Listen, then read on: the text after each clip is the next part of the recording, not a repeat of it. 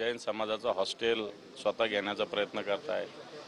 इकडे अजितदादांचा मुलगा महार हडोळ्याची जमीन घेण्याचा प्रयत्न करताय। एकीकडे अशा पद्धतीनं हा महाराष्ट्राचा एक लूट मार करण्याचा एक प्रकार या महाराष्ट्रात चालू आहे। पुण्यात तर तो सगळ्यात मोठ्या प्रमाणावर चालू आहे आणि म्हणून जी पुण्याची कोरेगाव सारख्या भागात असलेली शहरातली मुख्य एरियातली जमीन 40 एकर जमीन महार हडोळ्याची जमीन जी एका उद्दिष्टासाठी राखीव असताना ती जमीन एखादी कंपनी घेती काय? मग अजितदादांच्या मुलाची कंपनी 2 दिवसात ठराव मंजूर काय करते आणि 2 दिवसात जी कंपनी ठराव मंजूर करते तिला 2 दिवसात सरकार जमीन काय अलर्ट करतं। दुसरी गोष्ट कलेक्टर सांगतात ही जमीन आमचीच आहे, परंतु एकीकडे सरकारने ही जमीन या संस्थेला अलर्ट केल्याची सुद्धा माहिती आहे आणि म्हणून बरं हे झाला एक प्रकार अलॉट केली। नंतर त्याचं व्हॅल्युएशन काय?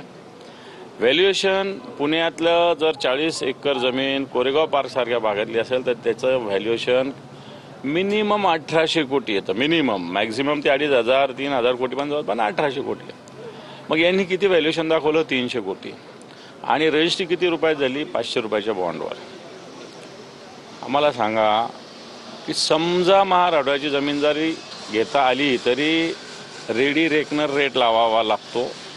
याने जर जमीन केली तर त्याला 75% नजराना भरावा लागतो। परंतु हे सगळं प्रकरण गोंधळाचं आहे, भ्रष्टाचाराचं आहे, गैरव्यवहाराचं आहे आणि सत्ताधारी परवाच्या दिवशी अजितदादा बोलले शेतकऱ्यांना तुम्हाला सगळं फुकट लागतं फुकट लागतं फुकट लागतं। तुम्हाला का फुकट लागतं? 1800ची जमीन 300 कोटीत का लागते? मुद्रांक शुल्क तुम्हाला का माफ करावा लागतो? शेतकऱ्याच्या 1,00,000-1.5 लाखासाठी तुम्ही फुकट लागतं म्हणता आणि तुम्ही 1800 कोटीची सगळ्यात महत्त्वाचं कोणती जागा भूसंपादन झालेली रेअर केस असते जी वापस देणं परत देणं। पहिली गोष्ट तर असं जागाच परत देतात नाही। जर असं जर झालं असेल तर मला असं वाटतं महाराष्ट्रातले अनेक लोक आपली जागा परत मागतील, कारण अनेक प्रकल्पासाठी जागा संपादित झालेल्या आहे। रस्त्यासाठी विविध सिंचनाचे प्रकल्प असते त्याच्यासाठी, कोणी शॉपिंग कॉम्प्लेक्ससाठी, कोणी वेगवेगळ्या जागेसाठी, एज्युकेशन झोन असे अनेक प्रकल्प भूसंपादित झालेले असतात। परंतु मूळ मालकाला हे परत देणं अतिशय दुर्मिळ बाब असते आणि ही बाब कोरेगाव पार्क सारख्या अतिशय महत्त्वाच्या भागात पुण्यात घडलेली। ज्या प्रकारे पार्थ पवार म्हणतात की मी कुठलंही चुकीचं काम केलेलं नाहीये, सगळे व्यवहार हे नियमाप्रमाणे आहे। आम्हाला तेच म्हणणं ना, नियम तुमच्यासाठी सगळे गुंडाळून ठेवले ना। ही जमीन जी ॲक्वायझेशन झालेली परत कशी मिळते हा नियम आहे का? मग महाराष्ट्रातले अनेक शेतकरी अनेक लोक उद्यापासून चला मागतील जमीन आमचं भूसंपादन झालेलं परत द्या, तर सरकार देणार का? हा माझा पहिला प्रश्न आहे। महार वतनाची जमीन कशाला म्हणतात? ही जमीन पार्थ पवारला कशी देऊ शकतात? पार्थ पवारच्या कंपनीला कसं देऊ शकतात? तुम्ही फुलेशाहू आंबेडकरांचा महाराष्ट्र म्हणतात, सर्वसामान्य माणसाला दिलेली असलेली ही जमीन असेल तर ती एखाद्या महार वतनाच्याच माणसाला मिळाली पाहिजे। आणि म्हणून आता ज्यांनी कोणी बॉन्ड दिले होते त्या काळात त्यांचे सगळे वंशज इथं आलेले, त्यांचे नातू असेल मुलगा असेल हे आलेले आहेत। यांचं बेसिक ऑब्जेक्शन आहे, सरकारलाही ऐकावं लागेल। मग कलेक्टर कसं म्हणतात की जमीन आमच्या ताब्यात आहे? मग तुम्ही 1800 कोटीचं जमीनचं 300 कोटी व्हॅल्युएशन कुठून काढलं? मग तुम्ही मुद्रांक शुल्क का नाही भरलं? आणि कोणता नियम पार्थ पवारांनी पाळला हे पार्थ पवारांनी सांगावं। या सगळ्या विषयाचा खुलासा पार्थ पवारांनी करावा। अर्थमंत्र्यांचा पुत्र आहेत, उपमुख्यमंत्र्यांचे ते पुत्र आहेत, तुम्ही पुढची मागणी काय करणार? हे पहा, कोणाचा पुत्र असला म्हणून नियम कायदे राज्य काही त्यांच्या नावावर अजितदादाच्या नावावर महाराष्ट्र राज्याचं PR कार्ड नाही केलेलं। कुठेही यावं कोणतंही यावं।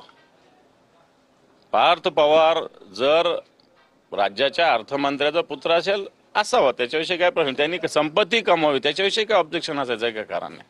मराठी माणसांना अशा कंपन्या स्थापन कराव्या याच्याविषयी काय ऑब्जेक्शन असायचं का? पण नियम कायदे डावलून मग पार्थ पवाराला जे नियम लागू ते लोक नाही लागा। आम्ही आता आवाहन करतो ज्याचं भूसंपादन झालं आणि तिथं काहीच काम नाही झालं त्याला जमीन वापस मागा। उद्यापासून अर्ज मागवतो, सरकारने 2 दिवसात निर्णय घ्यावा, त्याच्यावर होऊन जाऊ द्या तसं। मग याच्या आधी जर मुद्रांक शुल्क अशाच पद्धतीनं जेवढं पार्थ पवाराला सवलत दिली तेवढी सरकारने द्यावी। मान्य करू की नियमाप्रमाणे सगळं झालेलं आहे। इथं लोकांच्या 10-10 वर्ष फाईल होत नाही, मंत्रालयात हालत नाही, आणि यांची फाईल पुण्याहून 2 दिवसात जाऊन उद्योग मंत्रालयातून एखाद्या पत्राचा प्रवास 15 दिवसाचा असतो. एखाद्या कलेक्टरकडं एखाद्या जिल्ह्याच्या ठिकाणी दिल्यानंतर मंत्रालयापर्यंत पत्र जायला, एखादी फाईल जायला 15 दिवसाचा, 1 महिन्याचा प्रवास असतो. आणि यांचं 2 महिन्यात जाऊन वापस काय येतं? मग कोणता नियम 2 दिवसात? हे कोणता नियम तुम्ही पाळता? म्हणजे राज्याला लुटण्याचा प्रकार आहे हा.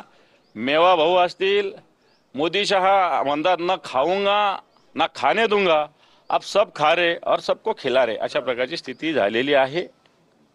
जी 24 तास हे प्रकरण समोर आणल्यानंतर मोठी खळबळ माजलेली आहे. अजित पवार यांच्या राजीनाम्याची मागणी करताय?